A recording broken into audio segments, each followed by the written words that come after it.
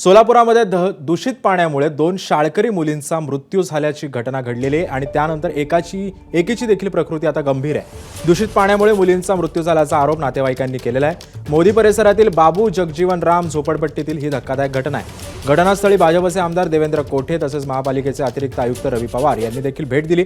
आमदार देवेंद्र कोठे आणि अतिरिक्त आयुक्त रवी पवार यांच्यासमोर स्थानिकांनी देखील आक्रोश व्यक्त केलेला आहे। मी इथं आत्ता आलोय, प्रत्यक्ष पाहणी केलं। इथल्या नागरिकांचं सगळ्यांचं मत आहे की ही जे लोक राहतात त्या सगळ्या गल्लीला अनेक महिन्या किंवा एखाद्या वर्षभरापासून काही कालावधीसाठी घाण पाणी येतं। मेन चौकात काहीतरी चेंबरमधनं पिण्याची पाईपलाईन गेलेली आहे। त्या चेंबरमध्ये ज्यावेळेस गाळ असतो त्यावेळेस ह्यांना घाण पाणी येतं आणि ते चेंबर साफ केल्यानंतरनं इतर काळी त्यांना पाणी स्वच्छ येतं आणि आत्ता मागच्या 8-10 दिवसात घाण पाणी आलेलं आहे आणि ते पाणी पिल्यामुळं झालं आहे असं त्या कुटुंबाचं मत आहे। येथील नागरिकांच्या तक्रारीनुसार आम्ही या ठिकाणी येऊन समक्ष सगळे चेंबर्स पाहणी केलेली आहे। पाण्याचे सॅम्पल देखील पाहिलेले आहेत आणि आत्ता प्रथमदर्शनी तर एकाच कुटुंबामधल्या 2 व्यक्तींचं म्हणजे किंवा 2 मुलींचं मृत्यू झाल्याचं दिसून येतं। त्यामुळं इन्व्हेस्टिगेशन नंतर हेच कळेल की बाबा पाण्यामुळे तो मृत्यू झाला आहे का कुठल्या अन्न खाल्ल्यामुळे मृत्यू झालेला आहे।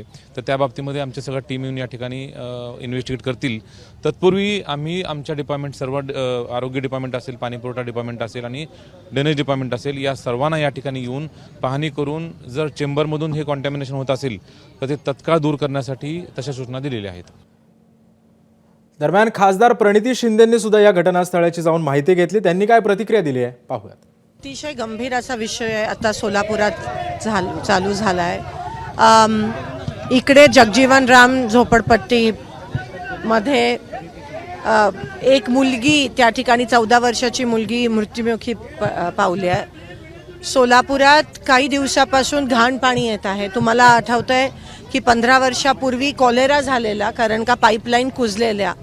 आता गेले 3 वर्ष महापालिकेमध्ये प्रशासक आहे, आयुक्त नाही आहे, त्या ठिकाणी नगरसेवक नाही आहेत, महापौर नाही आहे कारण का इलेक्शन्स घेतले नाही आहेत आणि ही पूर्ण चूक ही महापालिकेची आहे, पूर्ण चूक ही सत्ताधाऱ्यांची आहे कारण का इलेक्शन्स घेतले नाही आहेत।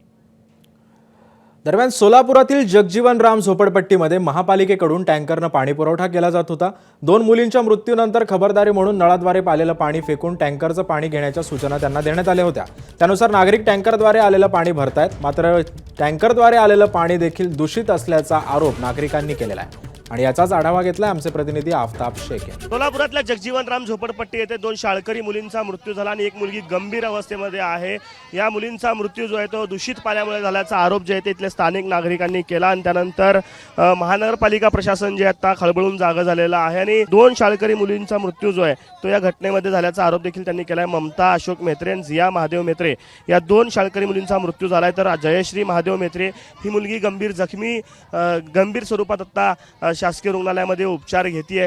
खरं तर महापालिकेचे अधिकारी या ठिकाणी आलेले होते, त्यांनी या भागाची पाहणी केली आणि त्यानंतर दूषित पाणी पुरवठा होत असल्याचं त्यांच्याही लक्षात आलं आणि त्यानंतर त्यांनी आत्ता या ठिकाणी टँकर पाठवलेले आहेत। त्या महानगरपालिकेच्या आवाहनानंतर आम्ही घरातलं पाणी खाली केलेलं आहे आणि त्यानंतर हे टँकरचं पाणी घेतोय, मात्र ते पाणी देखील असंच असल्याचं नागरिकांचं म्हणणं आहे।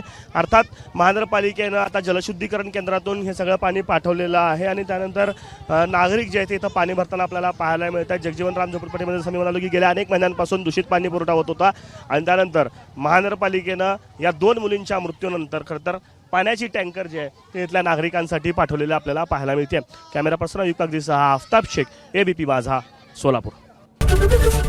एबीपी माझा, उघडा डोळे बघा नीट।